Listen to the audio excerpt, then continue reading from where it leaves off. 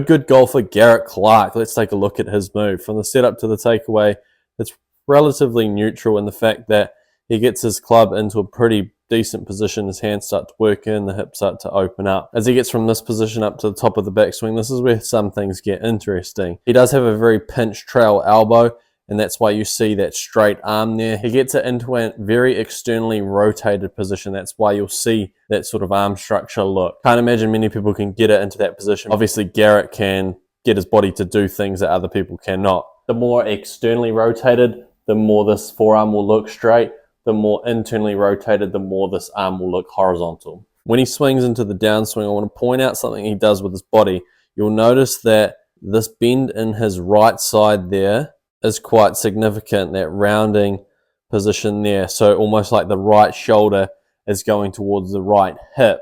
And so for that reason, if you're going to get rid of that right side bend, the hands are most likely going to work along that path more outward rather than falling down vertically like they do. And so for Garrett's case, whenever he gets into the downswing, you'll see that right side bend and that crunch, that lowers the hand path. So the hands are going to travel more vertically versus out that way.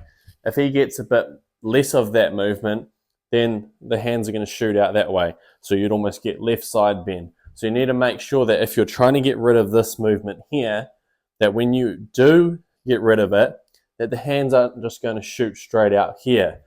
So it would be a combination of feeling like the hands would get in, but also the body and chest would stay on top of the golf ball more versus hanging back and getting this right side crunch there.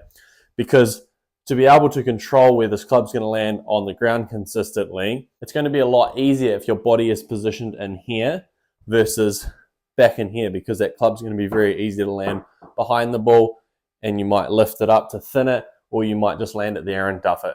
So you've got to make sure that you're going to offset one another in order to produce better contact. It's also very difficult to rotate your body from this position here, and that's where you'll notice Garrett's little hitch that he has in his golf swing, where the hips will stall out and the foot stays on the ground for quite a long period of time. If you're going to swing and get this right side bend here position, it's going to be very hard for you to open up your body. If you get rid of that look, then it's going to be a lot easier to rotate your hips and chest open. That's most likely why Garrett has his little stall in his hips and then flips the hands at it, is because his body doesn't get to rotate efficiently because he's got his tilts here where his right shoulder gets way too close to his right hip.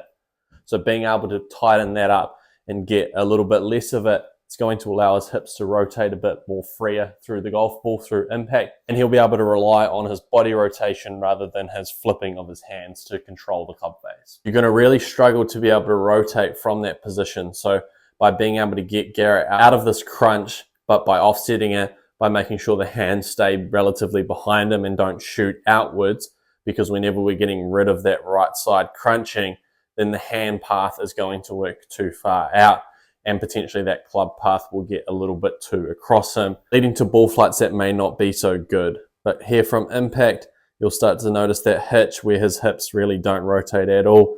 But as I said again, if you could get rid of some of that crunching that he has from his right shoulder to his right hip, then you're going to allow that body to rotate a hell of a lot easier and hopefully start to improve his contact from there by allowing the body to move a lot more efficient.